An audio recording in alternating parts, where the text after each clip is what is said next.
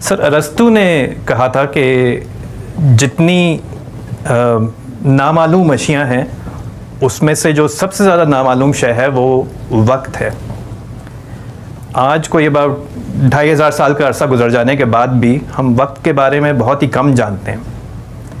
Science کی دنیا میں بھی کچھ قیاسات تو موجود ہیں مگر وقت کی حقیقت وہاں پر بھی اب تک متعین نہیں کر پائے ہم. میں یہ جاننا چاہتا ہوں کہ وقت کے حوالے سے، اس کی حقیقت کے حوالے سے آپ کا کیا رجحان ہے؟ آیا کہ ہمارا دین اس معاملے میں ہماری کوئی رہنمائی فرماتا ہے یا نہیں؟ اور سب سے بڑھ کر یہ کہ وقت کی حقیقت جو بھی ہو اس کی اہمیت پر اگر آپ کچھ روشنی ڈالیں تو بڑی مہربانی ہوگی. میرے نزدیک اس طرح کے تمام معاملات میں ایک بنیادی غلطی یہ ہوتی ہے کہ ہم اصل حقیقت سے بات شروع کرنا چاہتے ہیں، وہ ہماری گرفت میں نہیں ہے. یعنی اگر مذہبی لحاظ سے دیکھیے تو اصل حقیقت کی حیثیت تو اللہ تعالیٰ ہی کو حاصل ہے. جی. اللہ تعالیٰ کو ہم دیکھ نہیں سکتے. اللہ تعالیٰ کی صفات بھی جتنی بیان ہوئی ہیں قرآن میں وہ اصل میں ہمارا حوالہ ہے. یعنی ہم بندوں کو اس کی رحمت چاہیے، اس کی شفقت چاہیے، وہ صفات بھی ہمارے حوالے ہی سے ہیں. اللہ تعالیٰ کی صفات جو ان سب حوالوں سے بالا تر ہوں اس کا بھی ہم کوئی شعور نہیں رکھتے. اللہ تعالیٰ کے سنن جو قرآن میں بیان ہوئے ہیں، یعنی وہ بندوں کے ساتھ کیسے معاملہ کرتے ہیں، میں نے ان کی فہرست متعین کر کے بتا دی ہے اپنی کتاب میں. جی. ان پر بھی اگر آپ غور کریں تو وہ بھی ہمارے ہی لحاظ سے سب، یعنی چونکہ اللہ تعالیٰ نے اپنی اس وسیع کائنات میں ایک ذرے کے برابر ہی کہا جا سکتا ہے ایک سیارے کا انتخاب کر کے یہاں ہمیں پیدا کیا ہے، تو اس لیے یہ بتایا ہے کہ میں تمہارے ساتھ کیا معاملہ کروں گا. یہ ہمارے حدود علم ہے. تو فلسفے میں، علم کلام میں جب اللہ تعالیٰ کے ہاں بیٹھ کر یا ماورائے طبیعات کوئی خیال قائم کر کے اس ساری چیز کو سمجھنے کی کوشش کی جاتی ہے تو دنیا میں 2-2.5 ہزار سال کی علم کی تاریخ بتاتی ہے کہ اس میں آخری درجے کی ناکامی ہوئی ہے. یعنی کچھ بھی نہیں کہا جا سکتا. اس لیے میں دوسرے طریقے ہی کو صحیح سمجھتا ہوں، اسی کو پسند کرتا ہوں، اور وہ یہ کہ ہم اپنے آپ کو متخیلے کے حوالے کرنے کی بجائے اس دنیا میں رہنا سیکھیں جو ہمارے گرد و پیش میں ہے. تو ہمارے گرد و پیش میں جو دنیا ہے اس میں 2 طرح کی چیزیں ہیں. ایک کو علم کی اصطلاح میں کہا جاتا ہے وجودی حقائق، یعنی بس وہ ہے. جی. ہم ان کی حقیقت کو متعین نہیں کر سکتے. اس سے ہمارا علم شروع ہوتا ہے. یعنی وہ وجودی حقائق مادے میں بھی ہے، علم میں بھی ہے، نفس میں بھی ہے. ان سے ہم ابتدا کرتے ہیں، جس کو ارسطو نے بھی اپنی منطق میں بیان کیا تھا کہ وہ اولیات ہیں. جی. یعنی ان کے بارے میں آپ استدلال کی ابتدا کا مقدمہ قائم کرنے کے لیے تو کچھ کہہ سکتے ہیں لیکن ان کی حقیقت کے بارے میں کچھ نہیں کہہ سکتے. یہ آپ کے علم میں ہوگا کہ اس نے وعدہ کیا تھا کہ وہ اس پر بعد میں بات کرے گا، لیکن وہ وعدہ 2-2.5 ہزار سال میں کوئی بھی ایفا نہیں کر سکا. یہ ممکن بھی نہیں. تو یہ وجودی حقائق ہے، یعنی چیز موجود ہے، اس سے ہم ابتدا کرتے ہیں اپنے علم کی. اس کے بعد ہمارا علم شروع ہوتا ہے. اگر آپ غور کر کے دیکھیں تو ہمارا جدید سائنسی علم کیا اس سوال کا کوئی جواب دیتا ہے کہ مادہ کیا ہے، کہاں سے آیا ہے؟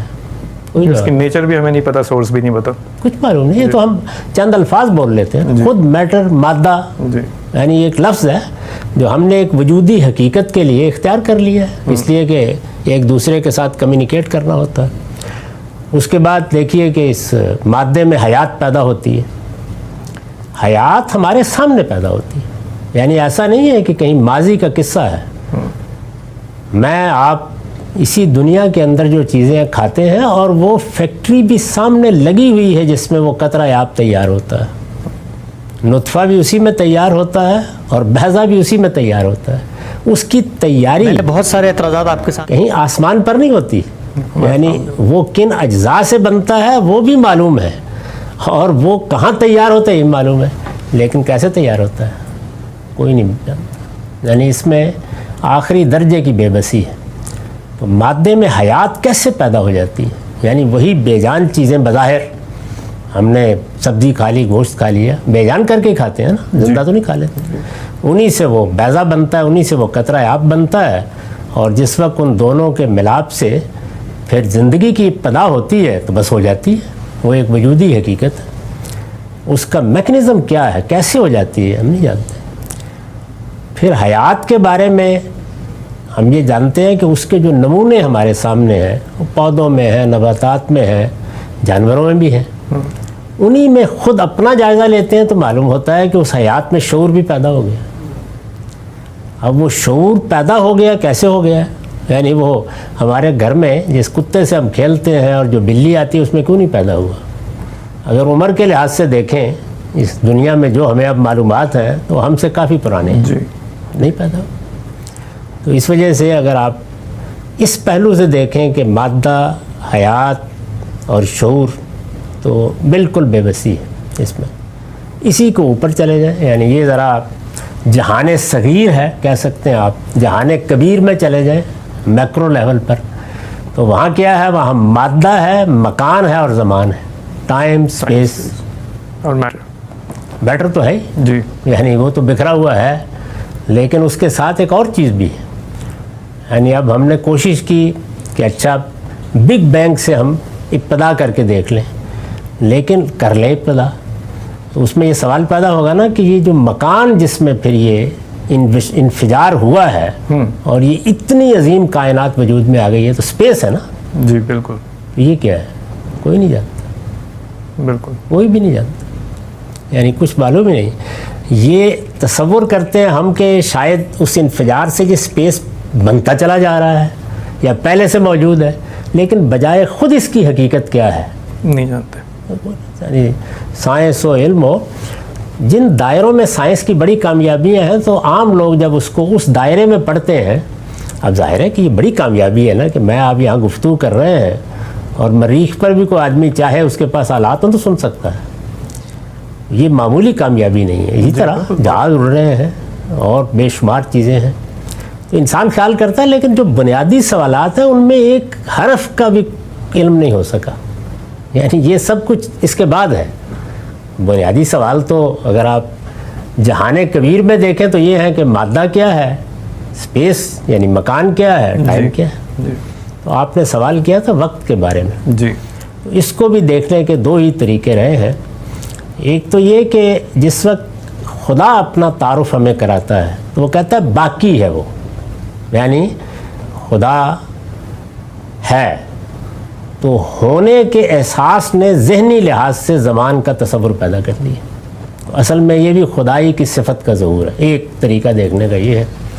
اور دوسرا وہی ہے کہ ہم جس مکان میں مادے کا انفجار دیکھ کر اس دنیا کو بنتے دیکھ چکے یا بن گئی اور اب اس کو آگے بڑھتے دیکھ رہے ہیں, تو اس میں ہم جس طریقے سے مادے کی ایک وجودی حقیقت سے دوچار ہیں, اسی طریقے سے زمان اور مکان سے. تو ساری علم کی تاریخ یہی ہے.